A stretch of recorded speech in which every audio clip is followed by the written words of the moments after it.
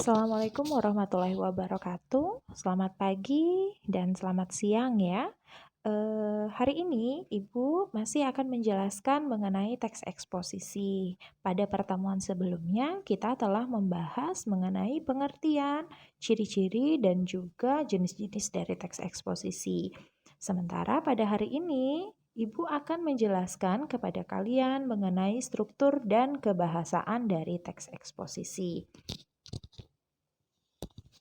Baik, di struktur teks eksposisi sendiri terdapat 3 struktur ya. Yang pertama ada tesis, yang kedua ada argumentasi, dan yang ketiga ada penegasan ulang.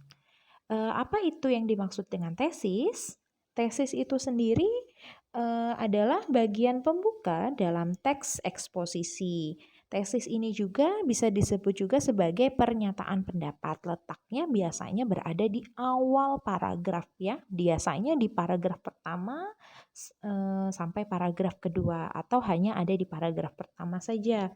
Tesis ini sendiri berisi pendapat umum yang disampaikan penulis terhadap permasalahan yang akan diangkat.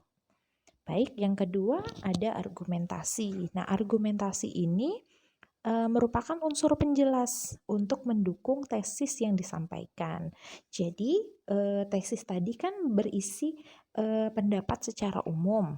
Nah, pendapat umum tersebut akan lebih dijelaskan lagi itu di bagian struktur kedua, yaitu argumentasi. Argumentasi ini sifatnya khusus, itu artinya menjelaskannya secara spesifik. Argumentasi dapat berupa alasan logis, data hasil temuan, fakta-fakta, bahkan pernyataan dari para ahli. Argumen ini, argumen yang baik harus mampu mendukung pendapat yang disampaikan penulis atau pembaca. Kemudian di struktur terakhir yaitu ada penegasan ulang. Nah, penegasan ulang itu sendiri adalah bagian yang bertujuan untuk menegaskan kembali pendapat awal serta menambah rekomendasi. Rekomendasi itu maksudnya saran, ya, sehingga menambahkan saran terhadap permasalahan yang diangkat. Jadi biasanya penegasan ulang dari penjelasan yang telah disampaikan oleh penulis di bagian tesis maupun di argumentasi. Jadi secara tidak langsung di bagian tesis ini bisa juga disebut sebagai ringkasan sederhana apa yang telah dijabarkan oleh penulis. Dan selanjutnya adalah kaidah kebahasaan teks eksposisi. Kaidah kebahasaan teks eksposisi itu sendiri ada 6 ya. Yang pertama ada istilah. Nah, istilah ini terdapat dalam teks eksposisi ya. Istilah itu banyak sekali kita temukan dalam teks eksposisi karena teks eksposisi adalah teks yang bertujuan memberikan informasi dan menambah wawasan atau pengetahuan pembaca sehingga istilah-istilah yang terdapat di dalam teks itu sangat banyak. Contoh istilah-istilah itu seperti kata polusi. Polusi itu adalah sebuah istilah ya yang maknanya adalah pencemaran. Kemudian ada lagi habitat. Kemudian ada lagi reboisasi. Itu juga termasuk dalam istilah ya, anak-anak. Kemudian yang kedua ada adjektiva. Adjektiva itu sendiri adalah kata sifat. Ya, adjektiva adalah kata sifat.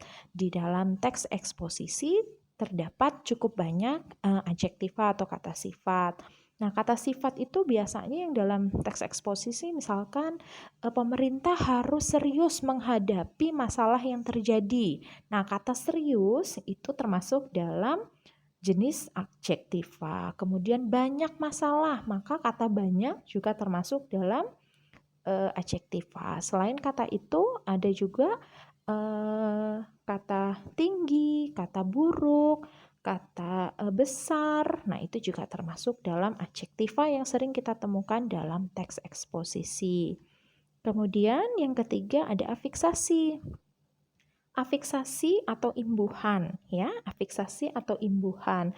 Jadi pada pelajaran sebelumnya di teks laporan hasil observasi kita juga sudah belajar mengenai afiksasi ya. Jadi afiksasi itu ada awalan ya, kemudian ada akhiran dan juga ada awal akhir serta infiks.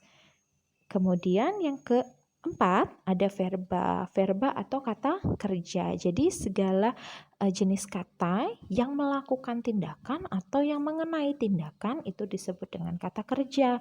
Contohnya lari, pukul, itu kata dasar kerja. Kemudian ada juga yang mendapat imbuhan. Kalau yang mendapat imbuhan seperti kata berlari, memukul, menulis, ya, menyapu, itu semua adalah jenis dari verba.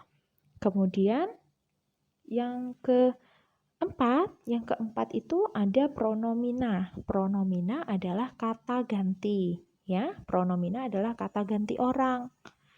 Nah, biasanya di sini di dalam teks eksposisi karena menjelaskan sesuatu biasanya akan menyebutkan para ahli atau nama tokoh atau nama penulis, ya, biasanya, sehingga menggunakan pronomina. Dan yang terakhir, yang keenam adalah konjungsi. Sebelumnya juga di teks laporan hasil observasi kalian juga sudah mempelajari mengenai konjungsi, ya. Konjungsi adalah kata hubung. Baik, selanjutnya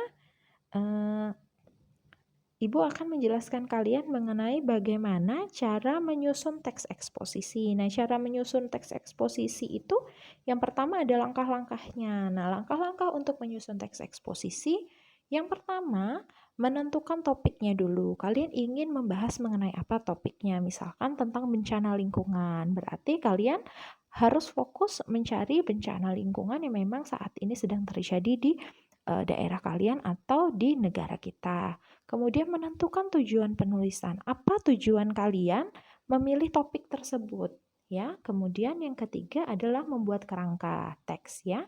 Jadi buat dulu kerangka teksnya. Misalkan teks ini kalian ingin membuat menjadi 5 paragraf, berarti kalian memiliki 5 kerangka teks.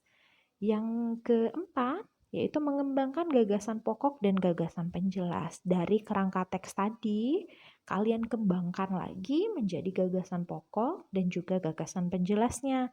Dan yang terakhir, kalian bisa menuliskan teks eksposisi secara padu berdasarkan pengembangan dari gagasan pokok dan gagasan penjelas.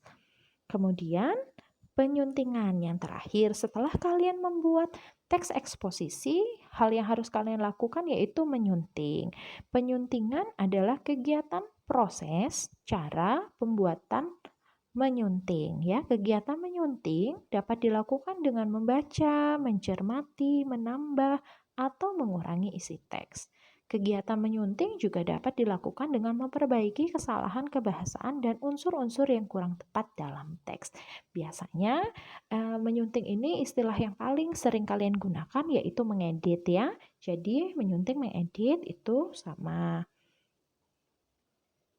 Baik, anak-anak Ibu, sampai di sini penjelasan tentang materi teks, struktur dan kaidah kebahasaan teks eksposisi, sekaligus sebagai penjelasan terakhir Ibu di bab teks eksposisi. Jika ada pertanyaan, silahkan kalian ajukan pertanyaan ke Ibu, ya.